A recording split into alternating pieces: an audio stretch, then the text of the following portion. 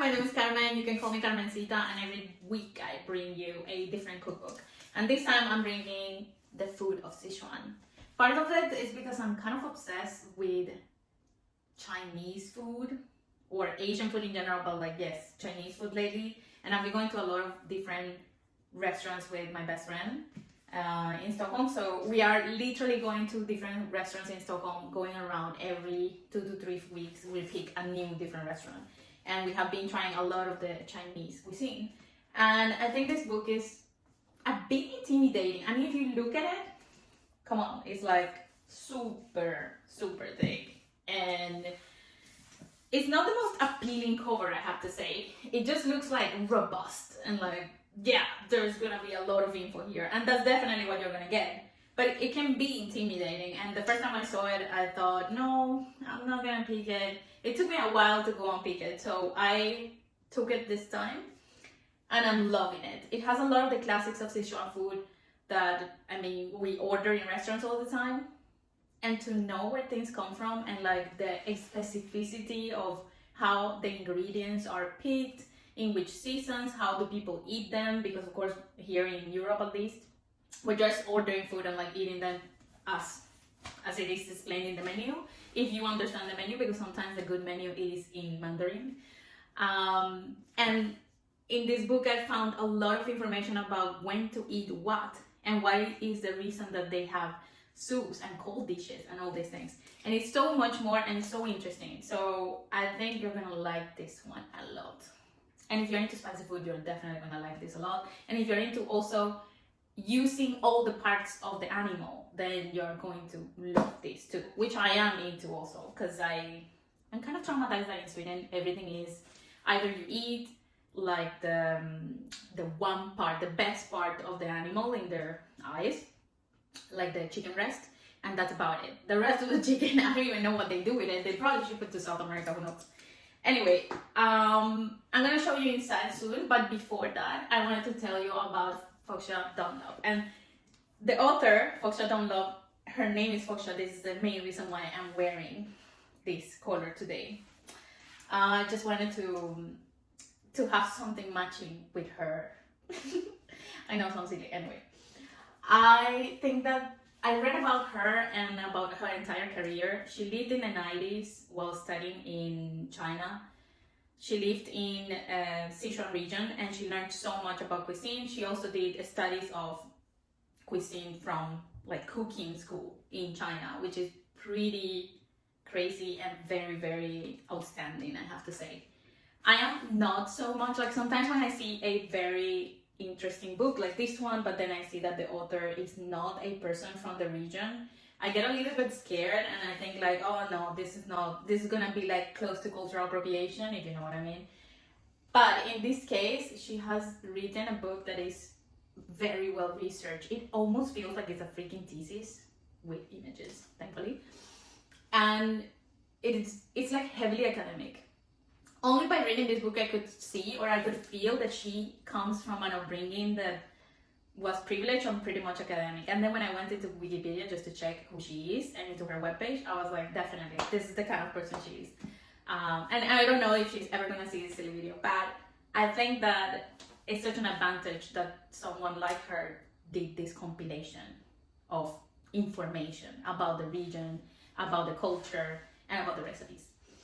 So yes, you're in for a treat with this one. She's also the author of many other books. She has been in so many magazines, but the one that I saw that she published in 2023 is, I think it's called The Banquet. I have to come back with this. Well, I'll show it in the screen. And also Every Grain of Rice is another one of her books.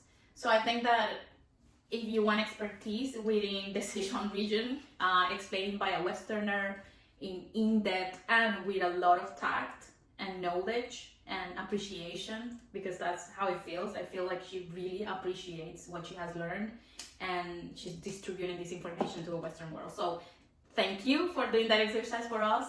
I am really hoping to get next something from Sichuan that is from someone from Sichuan. That would be also interesting to see, like, is there some change? Are they explaining other things or dynamics about their family, etc.? Yeah, anyway. That's just me being like picky. Okay, now I'm back and I'm gonna show you how it looks inside. And I'm drinking lychee soda because, like, I don't know, every time I think about Asia, I'm like, lychee for some reason. Don't ask me why. It makes no sense. So here's how it looks.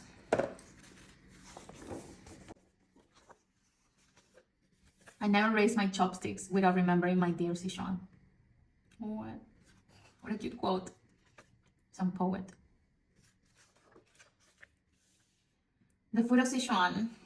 Here it goes. This is the table of contents. And this whole introduction, I've read half of it, and it's quite interesting. There's a lot of info there, and I think if you are into Chinese history and customs, you should definitely stick to the 59 pages of the introduction. This is when you know that this book is serious about what it is. Like, it takes things very serious.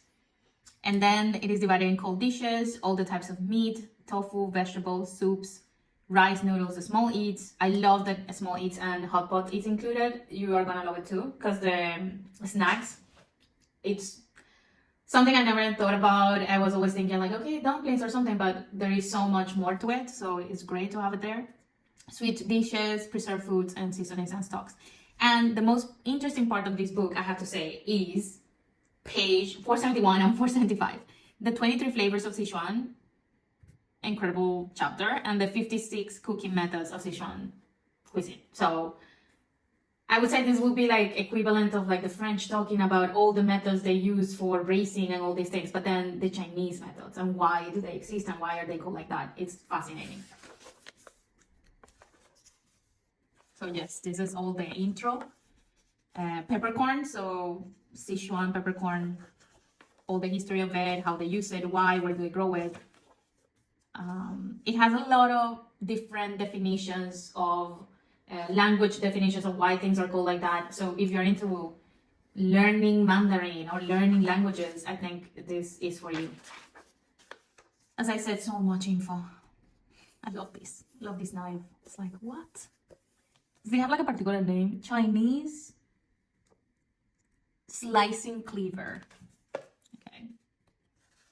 Every time I see it, I'm like, some animal's gonna die, isn't it? Like, some chicken's gonna get their head caught somehow. The Sichuan is larger.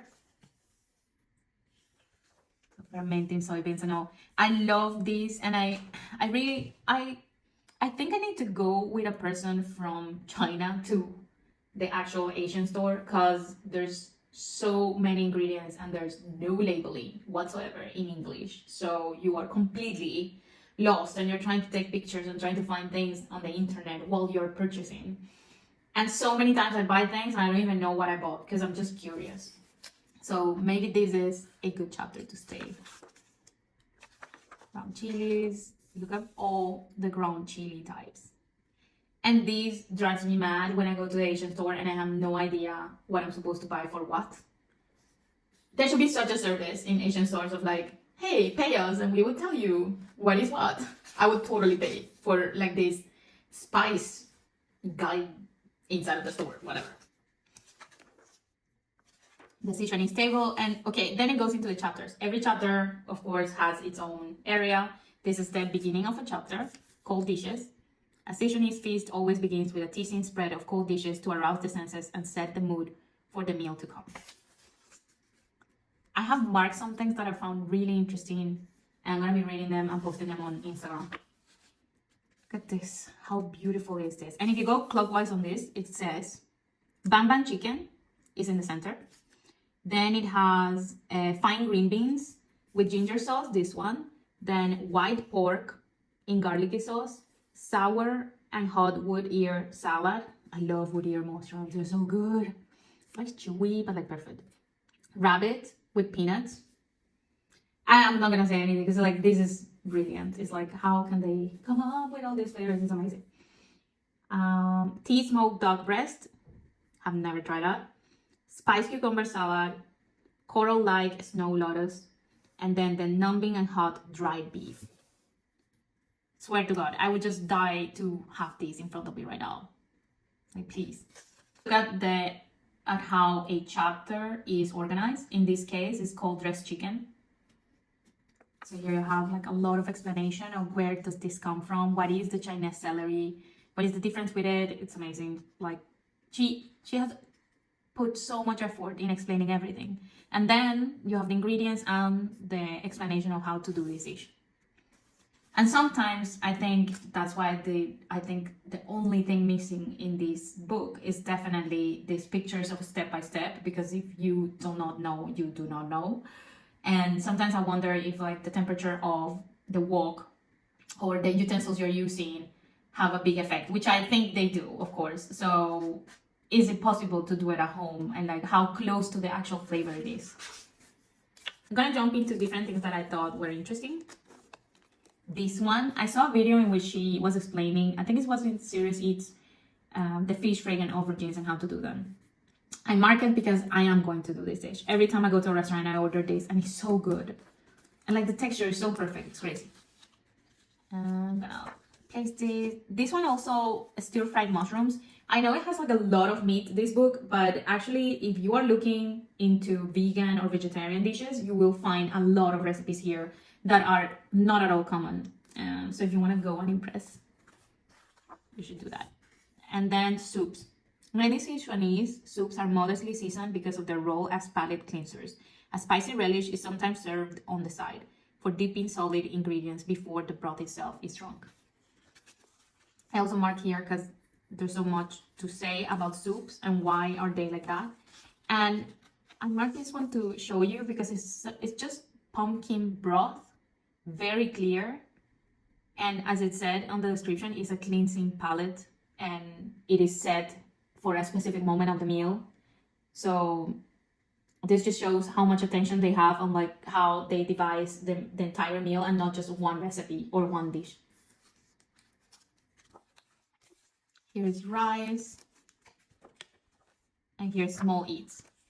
And I think this one of the small eats was, look at this. I saw this picture and I was like, okay, where do I begin and how can I eat all of this and where should I go? Because I don't have access to all of these things in Sweden. So I definitely have to get this book just to cook them. But I'm going to mention some of the ones that are here. Sour and hot flour tofu, Big Bang steamed bun with spicy bean sprout stuffing, numbing and hot dried beef, glutinous rice dumplings, dandan noodles maybe. And these ones, I saw the recipe, I have to do it. I don't remember what is the name. I marked them somewhere, but it's like a little pancake, like very eggy, and it has pork inside. Here's a recipe that I thought was very interesting. Stuffed eggy pancakes. I've never tried this. Probably if you live in the United States or some bigger city in Europe, you have, but I have not tried it. And now I'm in the look for this. I will find that it's somewhere in some corner of Stockholm, probably. And then they have this whole chapter about hot pot, which is quite popular now, and more people know about it. I had no idea about it until celebrating Chinese New Year with some friends. So yeah, I'm very excited about like what does this mean and what her explanation is. I haven't read it. And then they have a chapter about sweets, but also fermentation, seasonings and stocks. And my favorite part of this book is actually this one, the 23 flavors of Sichuan. Here follows a brief explanation of the 23 official complex flavors at the heart of the Sichuanese culinary canon. The first 4 are the most famously associated with Sichuanese cookery, while the following 7 are also typically local. The remainder overlap more significantly with the taste of China's other cooking regions. It's worth noting that only 10 of the total use chili or Sichuan pepper. A reminder that true Sichuanese cuisine is not simply hot or numbing, but about a scintillating, or I don't know how you pronounce that, variety of flavors. And as you can see, they have the homestyle flavor, fish fragrant flavor, strange flavor, and the numbing and hot flavor, the most related to Sichuan. This is very fascinating, like the category of flavors for the cuisine. It's like, what? This is brilliant. And I don't think we have it in South America. Boo. Or If you know that we are in South America, please tell me, because I don't know. And then they have this, she made this chapter about the 56 cooking methods of Sichuan, which I also found fascinating. And I think if you're into Asian food, this is a must. I would buy this entire book just because of these 2 chapters, because I feel like I could have never known this from anywhere else, or at least the people doing videos about this specific topic have not reached me. So yeah, my YouTube algorithm is probably crap. And that is all. This is the back of the book. I hope you liked it. Let's look at the scoring. And now let's go into the scoring for this book. And in terms of clarity of instructions, I think this is pretty clear to me. It can be very complicated with the ingredients, but everything is explained. And when I say everything, is everything. Why do they call this like this? What are the substitutes for this? Is there even a substitute for that? Anyway, all of it is very, very clear. So I would say this is like a 4. Why I didn't put a 5 is because it doesn't have these pictures of like step by step that sometimes can be really great when you're doing, for instance, dumplings. But apart from that, I think it is very straightforward in terms of clarity and in terms of accessibility of the ingredients. I live in Sweden, which means that many of the ingredients you can find. We have a lot of, I wouldn't say a lot of Chinese representation, not at all, because here it's not that international, but we do have an appreciation for Chinese cuisine, which means that you can get ingredients and you can go to an Asian market in a middle-sized city or in the capital and you will get them. So I would say you can get these ingredients, yes, like a 5. In terms of originality, I think this is a 4.5 for me.